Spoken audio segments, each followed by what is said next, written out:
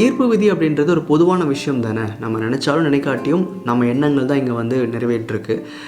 அதை நீங்கள் புரிஞ்சுக்கிட்டாலும் புரிஞ்சுக்காட்டியும் கூட உங்களோட லைஃப் வந்து அதை பேஸ் பண்ணி தான் ரன் ஆகுது. அப்படிங்கிறப்போ இதுக்கு ஏன் ஒரு முறையான பயிற்சிகள் வேணும், ஏன் வந்து இந்த ஆர்டரில் தான் பண்ணணும், இவ்வளோ அளவில் தான் பண்ணணும்னு ஏன் இருக்குது அப்படின்ற கேள்விக்கான பதில் தான் இந்த வீடியோ.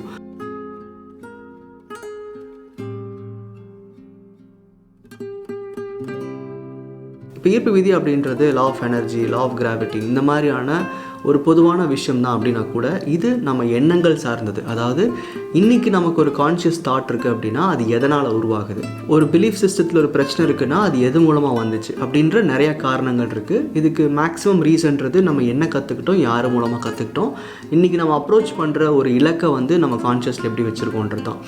அப்போது முறையான பயிற்சிகள் ஏன் தேவைன்னு என்ன கேட்டால், இப்போது உங்கள் கான்ஷியஸ் லெவலில் ஒரு விஷயத்தை முழுமையாக நம்புறீங்களா, இல்லை அந்த நம்பிக்கை சிதைக்கிற மாதிரி இப்போது ப்ரெசென்ட் லைஃப்பில் தான் நீங்கள் ஃபாலோ பண்ணிருக்கீங்களா, இது எல்லாமே அசஸ் பண்ணணும்.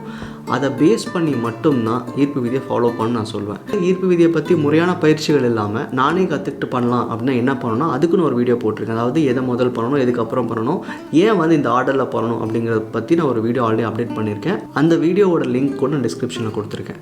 அப்போ இந்த முறையான பயிற்சிகளுக்கான ஒரு முக்கியத்துவம் எதுக்கு அப்படின்னா, நம்ம கான்ஷியஸ் லெவலில் இருக்கிற ப்ராப்ளம்ஸை அண்டர்ஸ்டாண்ட் பண்ணிக்காமல் எந்த பயிற்சியை வேணாலும் பண்ணோம் அப்படின்னா நம்ம இன்னும் அதிகமாக பாதிக்கப்படுறதுக்கான வாய்ப்புகள் இருக்குது. நான் நிறைய இடத்துல ஒரு விஷயம் சொல்லியிருப்பேன், நீங்கள் கவனிச்சிருப்பீங்க. ஸ்கிரிப்டிங், விசுவலைசேஷன் மாதிரியான விஷயங்களை எடுத்த உடனே ஸ்டார்ட் பண்ணாதீங்க. 55 கூட பார்த்தீங்கன்னா நீங்கள் எடுத்த உடனே அதை முயற்சி பண்ண ஆரம்பிக்காதீங்க. முதல்ல ஒரு பேஸ் ப்ராக்டிசஸ் எல்லாம் பண்ணுங்கள். இதுக்கான உள்ளர்த்தம் என்ன அப்படின்னா, நம்ம கான்ஷியஸ் தாட்ஸ் வந்து ரொம்ப அப்ஸ் அண்ட் டவுன்ஸில் இருக்குது. நம்ம இன்றைக்கி ரொம்ப பாசிட்டிவாக இருப்போம், அடுத்த நிமிஷம் நெகட்டிவ் ஆகிடுவோம், இல்லை கோவப்படுறோம், இல்லை லைஃப்பில் ஏதாவது ஒரு பிரச்சனை போயிட்டுருக்கு, அதை பார்த்து ரொம்ப பயந்துட்டுருக்கோம் அப்படின்னா அந்த சூழ்நிலையில் உங்களுக்கு சரியான எண்ணங்கள் தான் வரும்னு சொல்ல முடியாது. அப்போ நீங்கள் வந்து 55x5 இல்லை வந்து ஒரு ஸ்கிரிப்டிங்கோ விசுவலைசேஷனோ பண்ணும்போது அது என்னை பொறுத்த வரைக்கும் கொஞ்சம் அட்வான்ஸான ப்ராக்டிஸ்னு வச்சுக்கோங்களேன். ஸோ அதெல்லாம் பண்ணும்போது நேரடியாக நீங்கள் எடுத்துக்கிற எல்லா எண்ணங்களும் வந்து கான்ஷியஸ் லெவலில் டீப்பாக போயிடும். அப்போது தப்பான எண்ணங்கள் போகிறதுக்கான வாய்ப்புகள் கூட இருக்குது. அதனால தான் இந்த பேசிக் ப்ராக்டிஸ் எல்லாம் பண்ணுங்கள். கொஞ்சம் மைண்டு வந்து பேலன்ஸ் ஆகட்டும். லைஃப்பில் எதெல்லாம் இருக்கோ அதை பார்க்கும்போது இன்னும் அதிகமான ஹாப்பினஸ் வர ஆரம்பிக்கும். ஒரு பேலன்ஸ் ஸ்டேட் ஆஃப் மைண்ட் வரும்போது நம்ம லைஃப்பில் இது இருக்கா இல்லையான்னு பார்த்தலாம் நம்ம வந்து லைஃப்பை வாழ மாட்டோம். ஒரு கம்ப்ளீட் ஹாப்பினஸ் இருக்கும் லைஃப்பில். அந்த ஒரு பேஸ் வந்து இந்த கிராட்டிடியூட் அண்ட் அஃபர்மேஷன் கொடுக்கும். அந்த பேஸ் தாண்டினதுக்கு அப்புறம் தான் நீங்கள் வந்து ஸ்கிரிப்டிங், விசுவலைசேஷன் அந்த மாதிரி விஷயங்கள்லாம் போகணும். என்னோடய லைஃப் கோச்சிங்கில் கூட நான் சொல்கிற ஒரு விஷயம் என்னென்னா, நீங்கள் யாராக வேணால் இருங்க, நீங்கள் எவ்வளோ பெரிய பாசிட்டிவான பர்சனாக வேணால் இருங்க, ஆனால் பேசிக் ப்ராக்டிசஸ் எடுக்காமல் நீங்கள் வந்து விசுவலைசேஷன், ஸ்கிரிப்டிங் போகக்கூடாது அப்படின்னு கண்டிஷனிங் பண்ணியிருப்பேன். அதுவும் இல்லாமல் எவ்ரி மந்த் ஃபாலோ கால் அப்படின்றது அவங்க கான்ஷியஸ் லெவல் என்ன ப்ராக்ரஸ் இருக்குது, அவங்க இன்றைக்கி எப்படி யோசிக்கிறாங்க, இப்போ அவங்க தாட் ப்ராசஸ் என்ன, இப்போ அவங்க வந்து ஒரு ட்ரீமை நோக்கி போகிறதுக்கான எலிஜிபிலிட்டி இருக்கா, இது எல்லாம் பார்த்து தான் அடுத்தடுத்த ப்ராசஸ் நான் கொடுப்பேன்.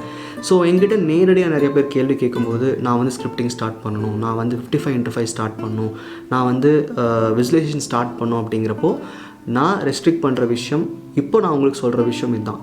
இந்த ப்ராசஸை கொஞ்சம் ஸ்ட்ரக்சர்டாக கொண்டு போக ட்ரை பண்ணுங்கள். காரணம் என்னென்னா, எண்ணங்கள் சார்ந்த விஷயங்களில் நம்ம வந்து எதை வேணாலும் பண்ண முடியாது. இதில் நீங்கள் பண்ணக்கூடிய எல்லா ப்ராசஸுமே கண்டிப்பாக நல்ல விஷயங்களை மட்டும்தான் நம்ம கான்ஷியஸில் கொடுக்கும், தவறில்லை.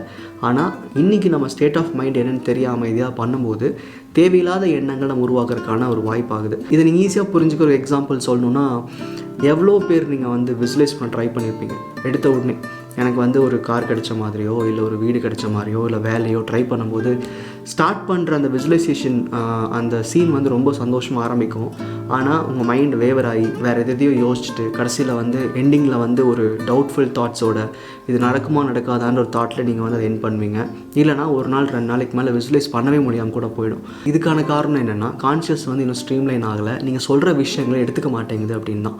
உங்களுக்கு ஒரு ப்ராப்பரான கோல் இருக்குது, அதை மேனிஃபெஸ்ட் பண்ண நினைக்கிறீங்கன்னா நீங்கள் எனக்கு வாட்ஸ்அப் பண்ணுங்கள். என் நம்பர் கீழே டிஸ்கிரிப்ஷனில் கொடுத்துருக்கேன். என்னோடய லைஃப் கோச்சிங்கில் initial 2 hours over the call discussion இருக்கும்.